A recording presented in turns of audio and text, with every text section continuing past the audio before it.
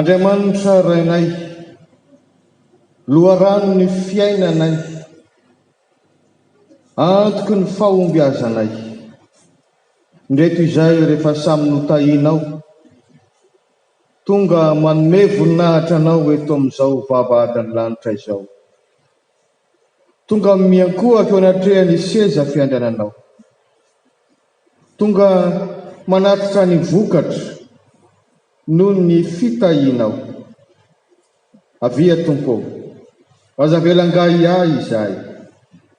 Aoka ho tsapanay fa Andriamanitra mahery ianao, ary mampahery anay amin'ny fomba anao tsy takatry ny saina. Mitenena ary Tompo, voninkiana anao izahay. Amin'ny anaran'i Jesosy Kristy Tomponay. Amen.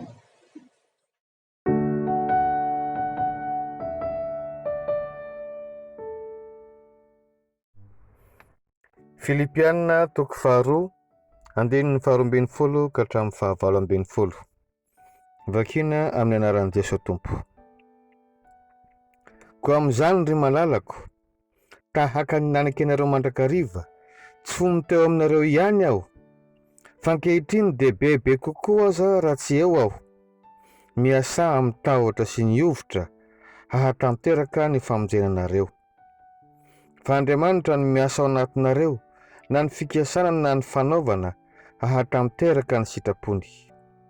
Ataovy ny zavatra rehetra amin'ny tsy fimonomononana sy ny tsy fisalasalana, mba ho tsy manan-tsiny sady tsy misy fitaka ianareo, dia zanak'Andriamanitra tsy mahanadidy eo amin'ny firenena meloka sy maditra, izay isehoanareo tahaka ny fanazavana eo amin'izao tontolo izao, mitana amin'ny tenin'ny fiainana, mba hisy ho reharehako amin'ny andron'i Kristy, ka tsy ho niazakazaka foana aho na ny sasatra foana.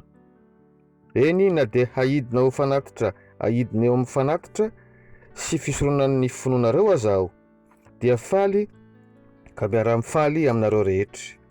Ary aoka izany no hampifaly anareo koa, ary miaraha mifaly amiko. Ray Masino, manamasinana eo amin'ny fahamarinana, ny teninao no fahamarinana. Amen.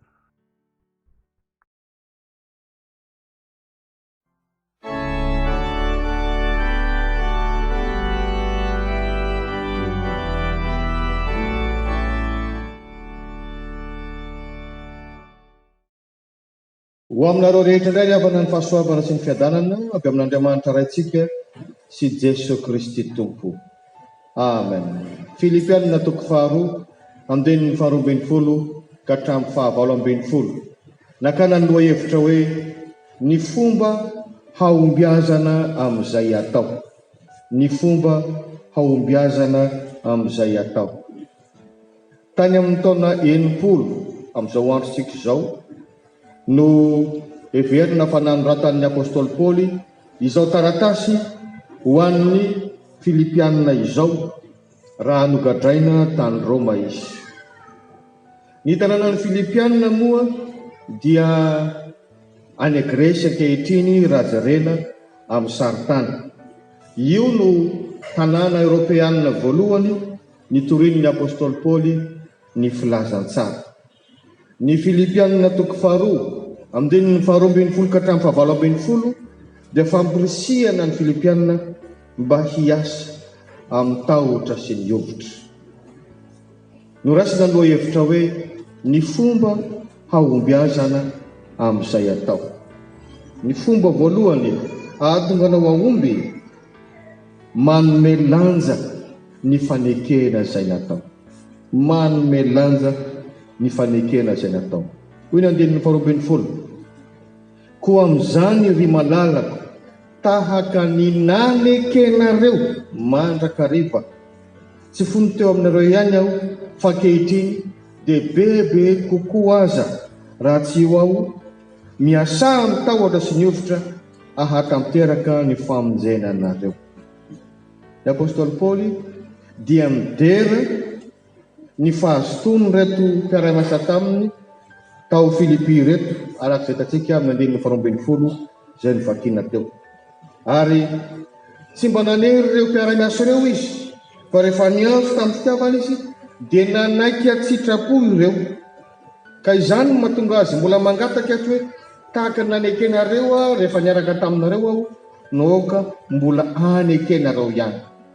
Ary dia voalaza fa tena mbola nanompo ny tompo tokoa ireto mpiara-miasa tamin'ireto na dia efa nigadra tamin'ny Roma aza ny apôstôly Paoly.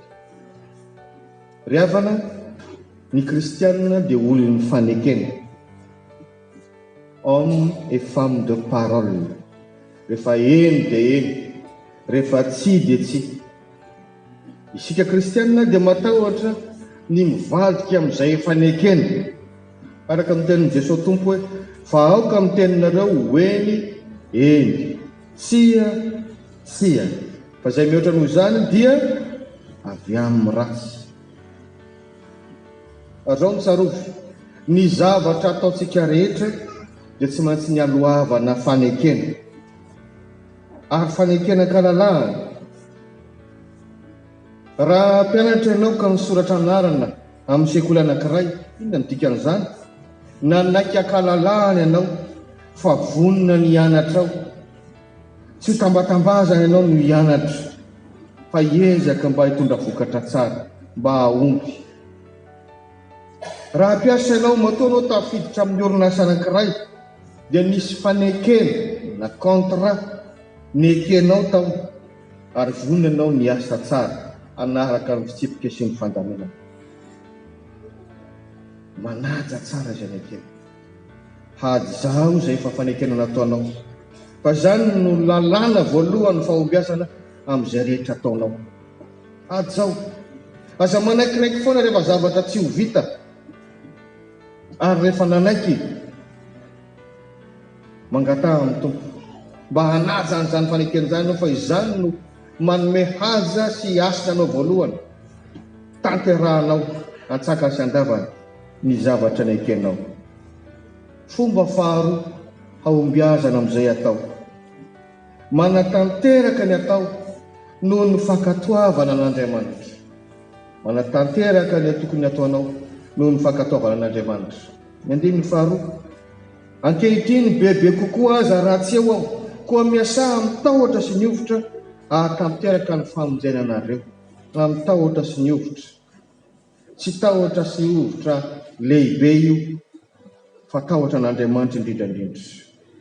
Ho iaho hoe efa niara nanompo tamin'ny apôstôly Paoly ireto mpiara-manompo Filipianina reto, dia mbola voalaza fa nanohy ihany na tsy tao intsony aza ny apôstôly Paoly. Tsotra ny lesona ry havana, isika kristianina rehefa manao zavatra dia tsy manao an'izany hoe fanompona eo imaso. Dia mantsy ny tenin'ny apôstôly Paoly hoe azo atao hoe teo aho nanara-maso anareo dia manao nareo, fa na tsy eo ary dia tohizo ihany izy. Ny kristianina zany tsy mpila sitraka manololo zany, fa tahaka ny mpanompon'i Kristy manao izay sitrapon'Andriamanitra amin'ny fo. Efesianina 4:5. Ko raha mpianatra ianao, aza mizatra an'izany hoe rehefa eo ihany ny mpampianatra vao endry, vao mianatra, na rehefa manara-maso ihany dada sy neny vao mamerondesona. Fa ny mpianatra kristianina, na misy ray aman-dreny na tsisy mpampianatra manara-maso, rehefa tokony mianatra dia mianatra izy. Tahaka izany isika raha miasa, manao tsara amin'ny tokony atao noho ny fahatarana an'Andriamanitra izay mahita atsika, noho ny fankatoavana an'Andriamanitra sy ny sitrapony, satria Andriamanitra no tena mpitsara atsika. Ny 3:20 dia milaza an'izao, fa Andriamanitra no miasa ao anatinareo na ny fikasana na ny fanaovana ahatanteraka ny sitrapony. Haitsika manao ny sitrapon'Andriamanitra io ianao mianatra io, ianao miasa io, raha mbola araka ny sitrapon'Andriamanitra daholo izany. Tsika no misolo tena an'Andriamanitra manoza ny karazana fahariana izany. Ataovy ny zavatra rehetra ho fankatoavana an'Andriamanitra. Fanalahidy fahatelo hahombiazanao amin'izay atao, manatanteraka amin'ny hitsipo. Manatanteraka amin'ny hitsipo. Ny 4:20 moa dia mahitsitsy, ataovy ny zavatra rehetra amin'ny tsy fimonomononana sy ny tsy fisalasalana. Tsy mimonomonona, tsy misalasala.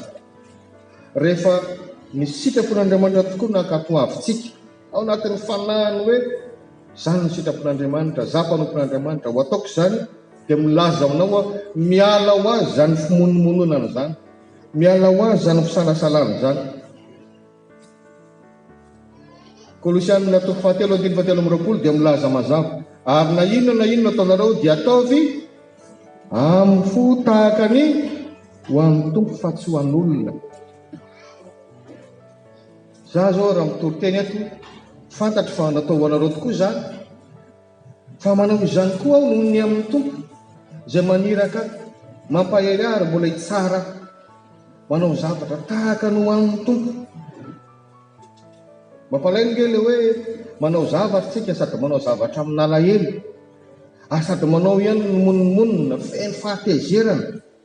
Manao moa rehefa anjaranao ny manasa vilia, sady tezika ianao ny monomonina, maninona ilay sasa vilia?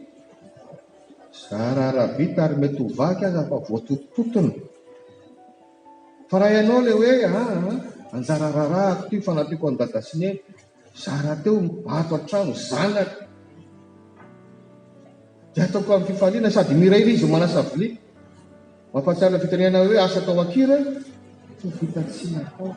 Rehefa zavatra ataonao amin'ny fifaliana tsy tsaroana akory hoe mahatsiaro vizany zany ianao. Ary zay le izy manatanteraka ny zavatra ataonao amin'ny hitsi-po, angatao amin'ny tompo zany, meo fo madio ao tompo, anaovako izay anjara fanompona hiantsonao aho. Fa tena fanalahidy sarobidy zany. Ny fomba ombiazana faefatra amin'izay atao dia izao: manatanteraka ny atao ho fijoroana vavolombelon'ny tompo, ho fijoroana vavolombelon'ny tompo. Hoy ny andininy 5:20, tahaka ny zanak'Andriamanitra tsy manadidy eo amin'ny firenena meloka sy maditra, izay isehonareo tahaka ny fanazavana eo amin'izao tontolo izao. Isika tokoa tsy nahaton'Andriamanitra teny amin'ny habakabaka ety amin'ity izao tontolo izao ity. Ny tenin'Andriamanitra nefa dia milaza mazava hoe ity izao tontolo izao ity dia meloka, madity, mafy fo. Isika ozy rehefa arak'ilay fanalahidy anankitelo voalohany teo, manao izay tokony ataontsika satria efa nanaiky, manao izany ho fankatoavana an'Andriamanitra, manao izany mba ho manao izany amin'ny hitsi-po, dia milaza aminao aho fa tena misolo tenan'Andriamanitra ianao amin'izay ataonao, na fianarana io na asa. Maika momba fanompona amin'ny anarany fiangonana. Ka tsy manana tsiny anatrehana zao tontolo izao reo zany ianao, na dia mpanankiana sy mpanenjika sy mpanala-barakanao ary reo, tsy manatsiny ianao, miavaka ny dikan'izany. Tsika miavaka amin'izao tontolo izao, mamiratra, hoarina mitahaka ny kintana sy ny masoandro, izay manazava na ao anatin'ny aizina ary fatatsika tsara zany. Anao na tokoa moa rehefa tsy hitan'io masoandro io, anao na moa raha tsy misy jiro amin'ny alina, manao hoana ny fiainantsika? Azonao an-tsaina ihany zany fiainana ao anatin'ny aizina zany.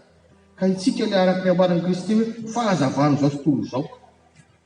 Ety amin'izao tontolo izao tsika dia vitsy ondry vitsy zany ny filaza ny tompo azy, manoloana ny ambody zanak'ondry mihitsy azy. Kanefa raha ohatra ka rehitra le takambo, man'izay mahay teny gasy, ampoule no ny teny frantsay, raha hoarina amin'ilay efitra izay arehitra moa le ampoule mitovy ve? Kely dia kely. Fa rehefa arehitra io, aza manao anao hoe zay za tokany ity ve? Fa rehefa mirehitra io, mazava ny efitra ray manontolo. Zany isika ty amin'izao tontolo izao. Ka ataovy ny fianarana izay tokony ataonao, ataovy ny asa izay tokony ataonao, ataovy ny fanompona, ny fanampiana ny saina izay tokony ataonao. Fa na tsy miteny aza ny vavanao, dia tena fijoroana vavolombelona maneho ny fahasaran'ny tompo arahinao zany. Fahadimy sady farany, fomba ombiazana amin'izay atao: manatanteraka ny atao ho loharanom-pifaliana. Manatanteraka ny atao ho loharanom-pifaliana. Hoy ny apôstôly Paoly eo amin'ny 2:20, faly aho ka miara-mifaly aminareo rehetra, ary aoko izany no ampifaly anareo koa, ary miara-mifaly amiko. Any ampigadrana izy io manoratra io. Mieritreritra ny asa fanompona vitany tao Filipi izy, dia faly. Ary mampatsiahy reto mpiara-miasa taminy hoe aoka koa afaly anareo zany. Ny fifaliana tokoa moa dia ao anatin'ny fihetsem-po zay ananantsika olombelona, ka miteraka fanontaniana amiko sy aminao hoe inona moa zany zao no tena mitondra fifaliana ho anao. Everinao fa mitondra ny fiadanana. Eto ny tenin'Andriamanitra dia mampanaritsika hoe ny mahavita zavatra tsara, ny mahavita zavatra araka ny sitrapon'Andriamanitra, manome voninahitra an'Andriamanitra, tena fijoroana vavolombelona sahady, ny mikaly tsara ny zavatra atao, zany ny tena mitondra fifaliana. Mahafaly azy zany ny apôstôly Paoly, na dia ao anatin'ny fanenjehana mafy aza izy. Ary ao ka mba ho ataonao rehare koa zany, noho ny amin'ny tompo, ninona ataonao? Ho iaho hoe any amponja aza ny apôstôly Paoly, nefa fantatsika tsara ny Filipianina 4:4, andininy 4, mba toy izy kely hoe mifalia mandrakariva amin'ny tompo. Mifalia. Le fifaliana zany tsy hoe tsy miankina amin'ilay zavatra ty velambelan'ny eto hoe satria migaly dia tsy afaka ny faly. Fifaliana ao anaty no tena fifaliana. Ary zany fahombiazana lehibe ho an'ny miny. Samy eo eny ane tazaninao le anankiray to manana zavatra mihoatra,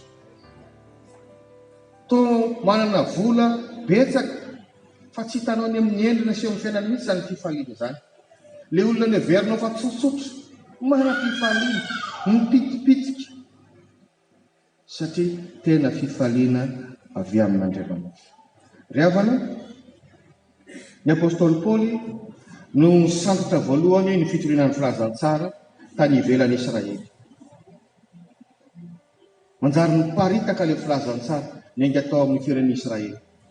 Raha atao amin'ny teny tsotra dia izao, naomby izy teo amin'ny fiainana. Nahavita be izy, rariny loatra raha mifaly amin'izany izy. Ary lesona ho antsika koa zany. Inona ny vitantsika? Ary inona ny mbola miandry? Miravoravo tanana ve ianao zao? Anomboka hangatsika amin'izay ve ianao zao?